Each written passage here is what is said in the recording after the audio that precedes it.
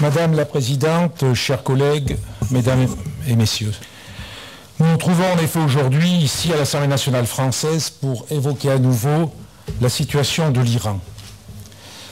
Les médias font une grande place à l'offensive des mollahs pour donner à la dictature religieuse un vernis de modération et pour desserrer l'étau des sanctions internationales qui étranglent le régime pour son programme d'armement illicite.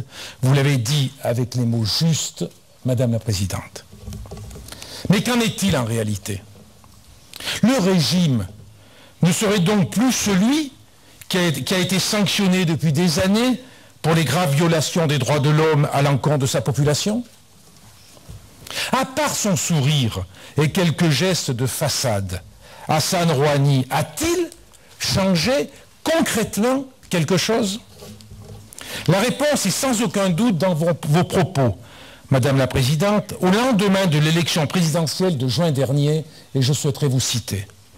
Rien ne changera en Iran sans la liberté d'expression, et tant qu'il y aura des prisonniers politiques, qu'il n'y aura pas de liberté d'action pour les partis, que la politique d'agression du régime se poursuivra en Syrie et en Irak et que le régime insistera pour obtenir la bombe.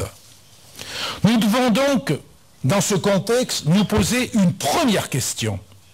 Un changement démocratique est-il engagé? La réponse tient dans trois constats. Premier constat. Hassan Rouhani a choisi pour diriger le ministère de la Justice un certain Pour Mohammadi.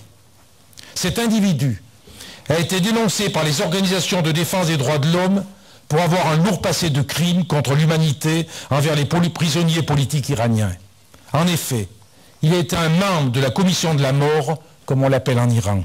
Cette commission tripartite a été responsable de ce qu'Amnesty International a appelé le massacre des prisons, au cours duquel 30 000 prisonniers politiques ont été sommairement exécutés en 1988 en Iran. Deuxième constat. Qu'avons-nous vu depuis que ce monsieur est ministre de la Justice des mollahs? Quelques 300 personnes ont été pendues.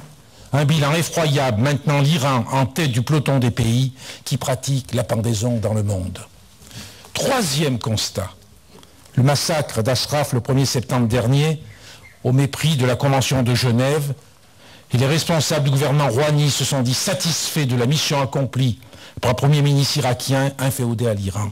52 personnes ont eu les mains liées dans le dos et exécutées froidement. 7 personnes, dont 6 femmes, membres de la résistance iranienne, ont été prises en otage. Et je poserai une deuxième question.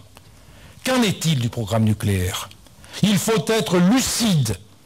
S'il cherche à obtenir la levée des sanctions internationales, c'est parce qu'elles paralysent l'économie iranienne et créent le risque d'une explosion sociale qui pourrait balayer la dictature en place. La mission de Rouhani est évidemment de sauver le régime, mais nous ne devons pas être dupes. Nous n'amènerons pas le régime à changer son comportement en faisant des concessions qui ne font que renforcer sa détermination. Rappelons-nous, en Europe, nous avons eu une expérience similaire avec le fascisme hitlérien. Plus que jamais, il nous faut continuer à agir ensemble, quels que soient les liens qui nous unissent au peuple iranien. Quelle que soit notre sensibilité politique, quels que soient nos parcours respectifs, oui, toujours agir pour un Iran démocratique, toujours, jusqu'à la victoire du peuple iranien.